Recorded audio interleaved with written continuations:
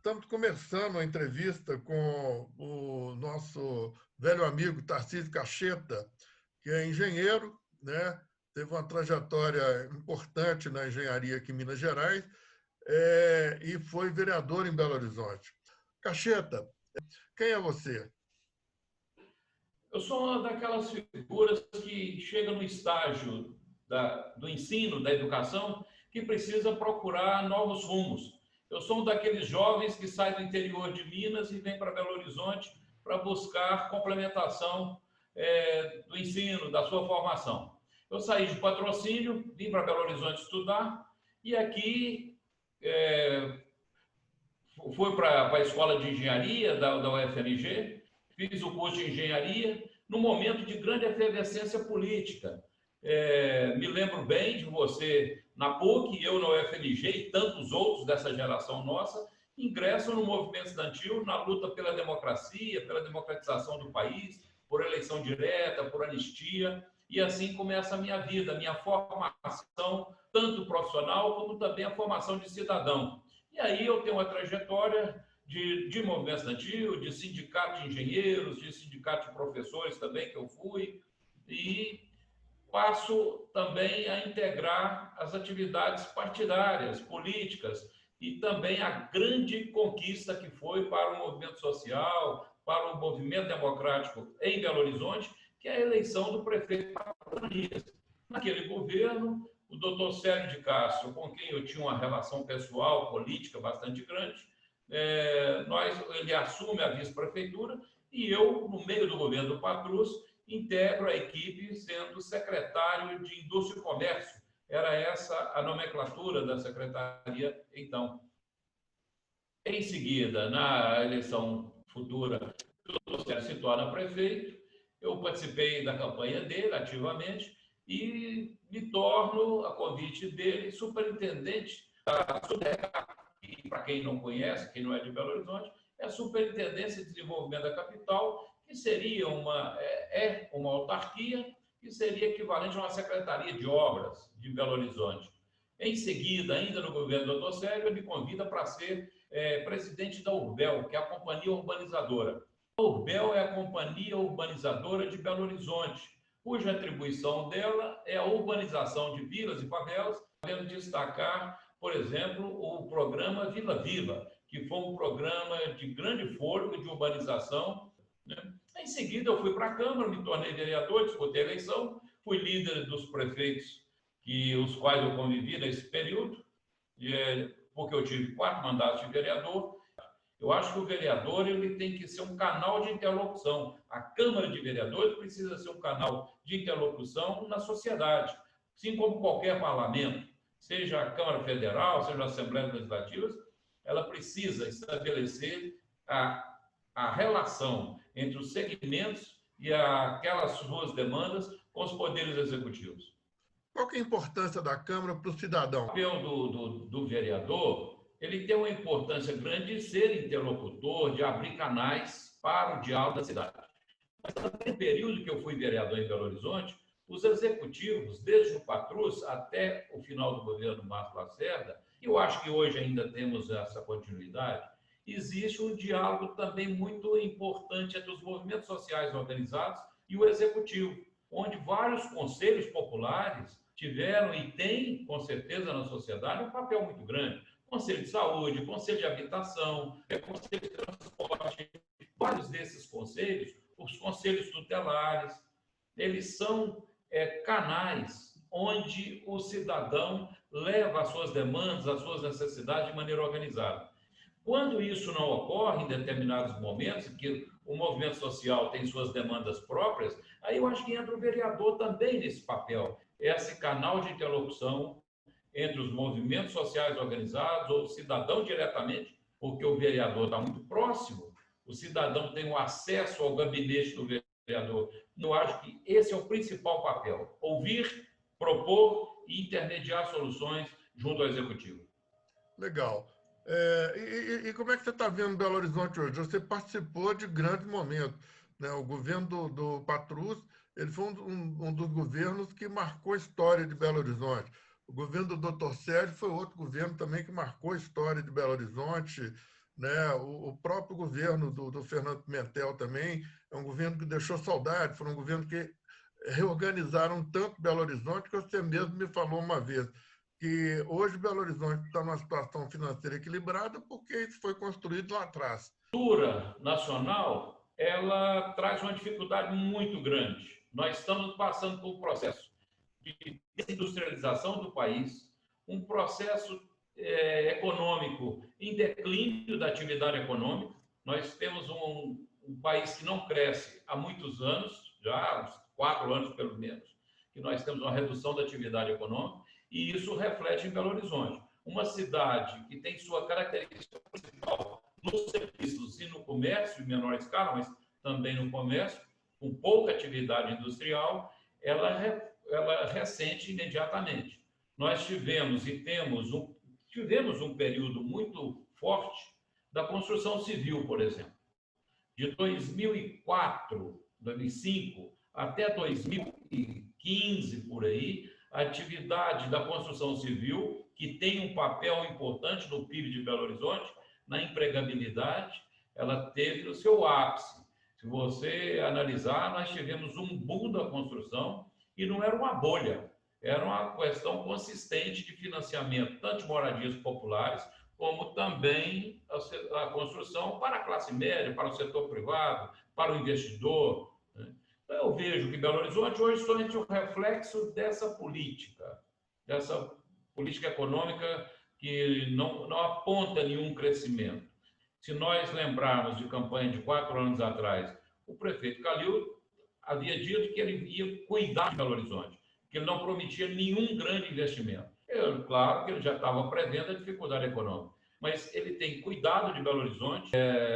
A cidade tem sido castigada de maneira muito intensa pelas enchentes, pelas chuvas dos últimos 2 anos. A resposta que a prefeitura deu foi uma resposta, a meu ver, como ex-superintendente da SUDECAP, como uma resposta muito ágil, muito adequada. Conseguiu atender de maneira muito equânime toda a população, desde a nossa classe média, dos bairros mais bem aquinhoados da Centro-Sul, até a periferia, que também eu acho que a prefeitura tem cuidado. Logo em seguida, a questão da pandemia, que aí pega todos numa situação de maior dificuldade ainda. Belo Horizonte, ela tem um sistema público de saúde muito bem distribuído, muito bem organizado ao longo dos anos. Belo Horizonte já pratica para a saúde e para a educação acima das obrigações constitucionais há muito tempo. E o planejamento da cidade, que vem desde o governo Patrus, passou pelo governo Dr. Célio, governo Fernando Pimentel e no governo do Márcio Lacerda, de um planejamento dos equipamentos públicos, das suas necessidades para atender regionalmente a população, seja na saúde, seja na educação, principalmente esses dois que demandam uma rede de assistência e de atendimento. Mas eu acho que ela está bem aparelhada para isso, né? Então, nós não temos criança fora de escola e nós temos o problema grave da saúde estruturalmente no país, né? Mas na pandemia que nós estamos vivendo nesse momento, é claro que passa a ser o principal foco. E a prefeitura, meu modo de ver, início de tomar as medidas do isolamento social, de fechar as atividades não essenciais, eu acho que é extremamente positivo e isso fez com que o sistema não entrasse em colapso até hoje. Quais são os setores da economia que mais devem ser incentivados e quais são essas instituições que estão abrindo espaço para esse novo modelo de empresa? O setor da tecnologia da informação, eu acho que é um que a gente precisa ter um foco bastante apurado sobre ele. O programa P7, que é o posto lá da Praça 7, que foi idealizado, pensado no governo do Fernando Pimentel, no estado de Minas Gerais, e que até hoje não foi levado à frente. A tecnologia da informação, ela pode ser uma alavanca para a economia criativa. Essa questão da economia criativa. O pessoal da cultura é que tem sentido muito, tem sido muito sacrificado nesse momento que o Brasil está vivendo. Não só do ponto de vista do conhecimento, da transmissão dos valores, e da nossa música, do nosso teatro, que são de primeira qualidade, mas tem um processo importante de emprego, de geração de emprego, uma cadeia enorme para a cultura. E nós temos como usar a tecnologia hoje, grande instrumento de comunicação. Elas são o quê? Frutos da tecnologia. Como é que nós vamos recuperar a economia de Belo Horizonte nesse pós-pandemia, os empregos? Eu acredito que, claro, que Belo Horizonte não é uma ilha, ela está dentro do contexto de uma economia mineira e uma economia nacional, e que, por sua vez, com a política que eu julgo errática por parte do governo federal, também o mundo passa por um processo terrível e que essa pandemia vai só agravar essa situação. Se nós tivermos um olhar mais objetivo para a construção aqui em Belo Horizonte, se desburocratizarmos o atendimento, facilitarmos o atendimento, que já melhorou bastante em relação ao que era, mas se facilitar a aprovação de projetos, andar com mais agilidade, isso é um ganho enorme de escala para a construção, né? Se nós voltarmos para a economia criativa e conseguirmos criar alguns clusters aqui em Belo Horizonte para apoiar empresas nascentes, a Funsoft tem muito know-how nisso, que a Prefeitura de Belo Horizonte apoia a Funsoft como processo de incubação de empresas. E várias empresas importantes nasceram e cresceram e desenvolveram dentro da Funsoft. Na área da medicina, que é uma medicina bastante desenvolvida em Belo Horizonte. A telemedicina hoje, que é uma questão que está aí posta, né? E que, segundo os especialistas, é uma coisa que veio para ficar. E se nós estamos trabalhando em casa, os médicos também vão pegar esse know-how. Como pegar, não, eles vão ampliar esse know-how que já está em uso hoje, já está sendo desenvolvido. A robótica, a medicina através de robótica, as cirurgias através de robótica, é um dado concreto hoje, né, para Belo Horizonte. Então, como é que nós vamos aliar o desenvolvimento da tecnologia com as nossas empresas de desenvolvimento de software, de hardware, que nós temos aqui em Belo Horizonte, muito mais do software, para que ela possa, interligada com outros setores econômicos, desenvolver esse segmento e ser prestador de serviço no mundo inteiro, porque hoje a área de TI ela presta serviço remoto, e como várias outras áreas, né? E empregando gente aqui em Belo Horizonte para poder desenvolver esse serviço remoto. Quebrou a engenharia brasileira. Um país sem engenharia não tem futuro. Ela sempre se destacou no cenário internacional. Grandes empresas brasileiras participaram de grandes obras no mundo todo. Empresas brasileiras sempre tiveram uma capacidade de empreender muito grande. A Mendes Júnior é uma empresa de grande porte de Minas Gerais. A Andrade Gutierrez foi outra empresa que também esteve presente no cenário da engenharia internacional, né? Mais recentemente, a Odebrecht. Elas tiveram a sua marca deixada no cenário internacional de grandes obras de engenharia, né? O que nós vivemos 16 para cá é um processo de enfrentamento de uma relação incestuosa entre o poder público e o poder privado, mas que as operações que foram feitas, em vez de serem operações policiais para poder esclarecer o que estava acontecendo e culpar os responsáveis, eu acho que esse é o grande pecado que o combate à corrupção em qualquer lugar do mundo tem que ter.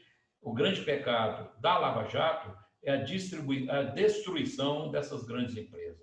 Eu acho que essa situação da destruição das nossas empresas de engenharia e do posicionamento ou reposicionamento da engenharia nacional no cenário, no mundo, com uma grande dificuldade, com uma infraestrutura destroçada, uma infraestrutura que precisa de investimento e com empresas que não têm competência, capacidade técnica, capacidade econômica de investir, nós vamos passar por um processo de desindustrialização complexo, muito difícil, que é uma concorrência desleal com grandes empresas em nível internacional, principalmente na área de petróleo e gás e de energia.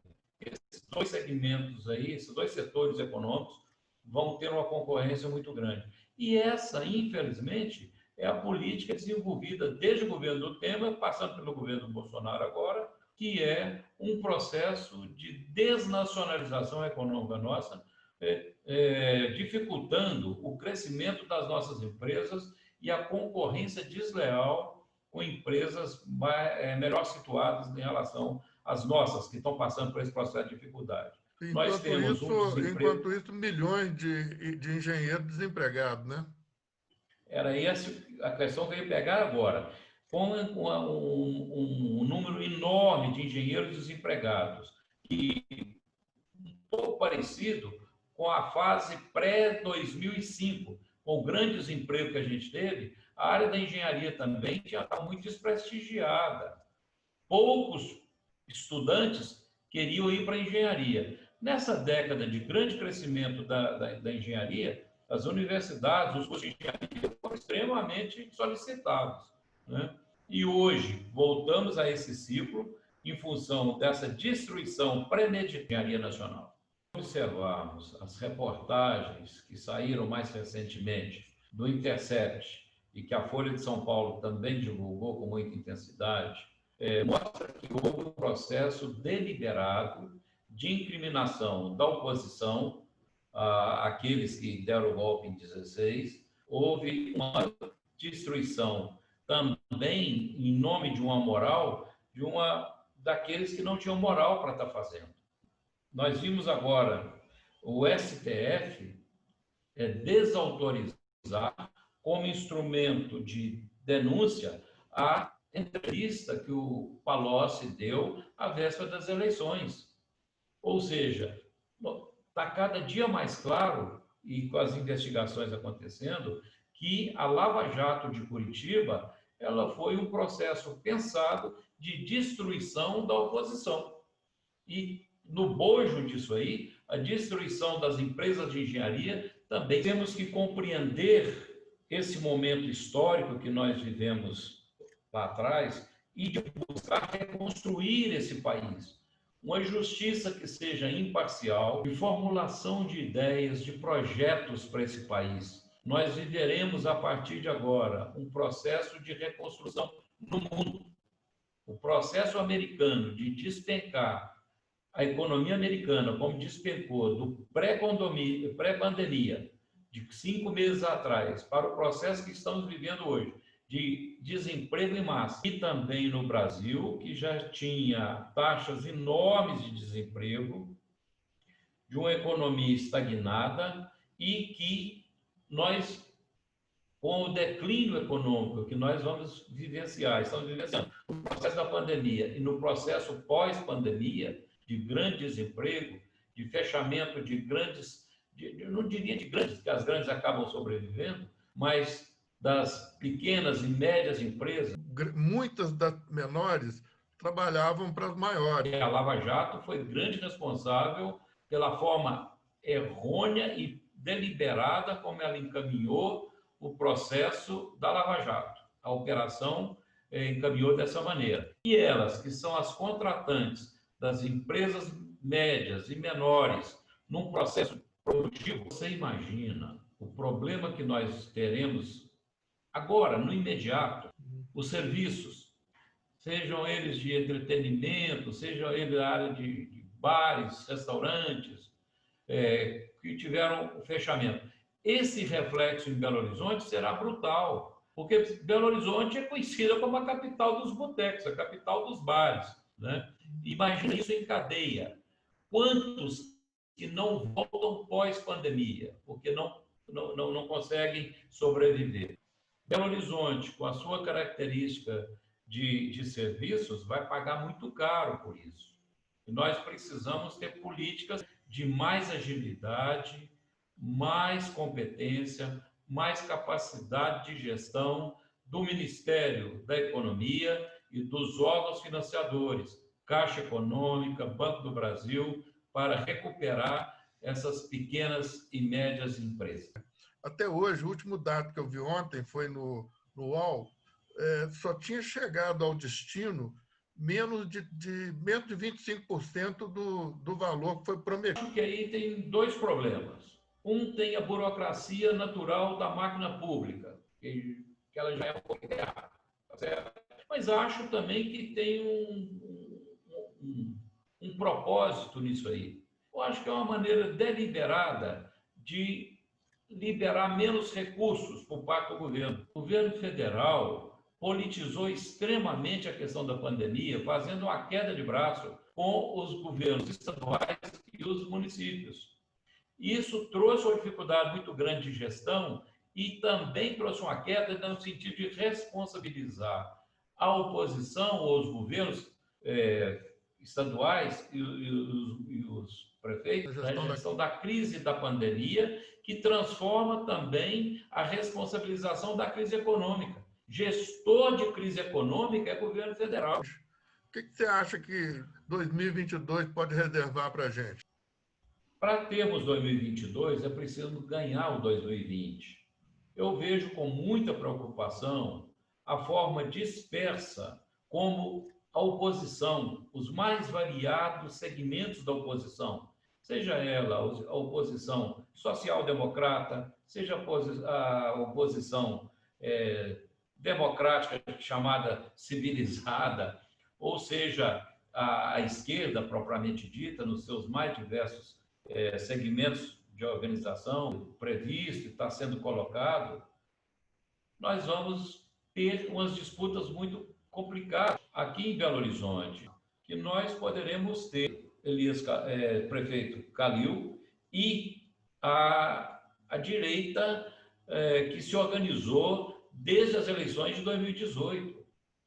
Eu acho que dificilmente, principalmente pela dispersão que as forças de esquerdas estão nesse momento, com pelo menos 3 candidaturas que já inclusive estiveram governando a cidade no passado recente, dispersas.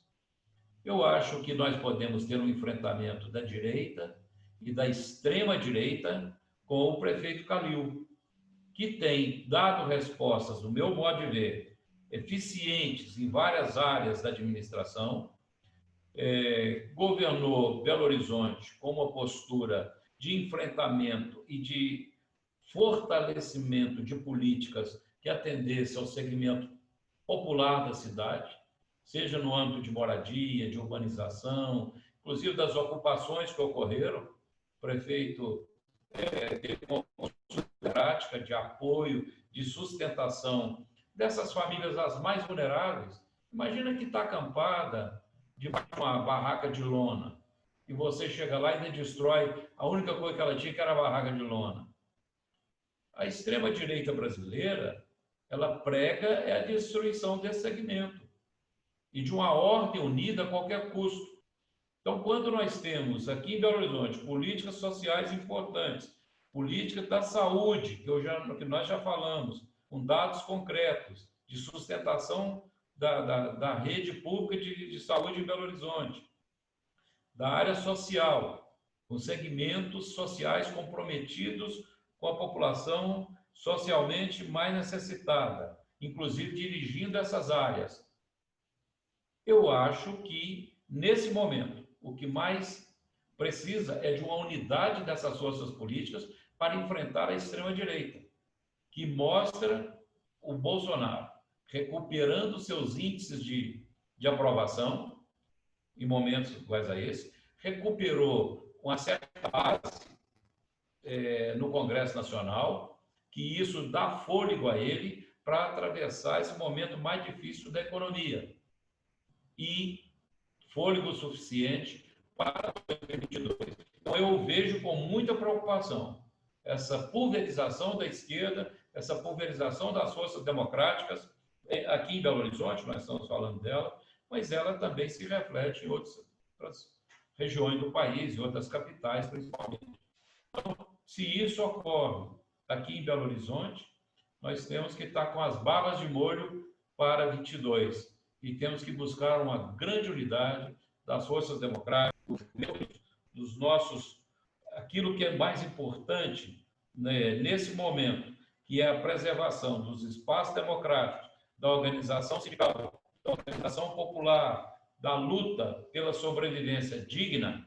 Isso faz parte de uma grande frente hoje, para que nós possamos discutir abertamente, respirando democracia, qual que é o projeto de cada um.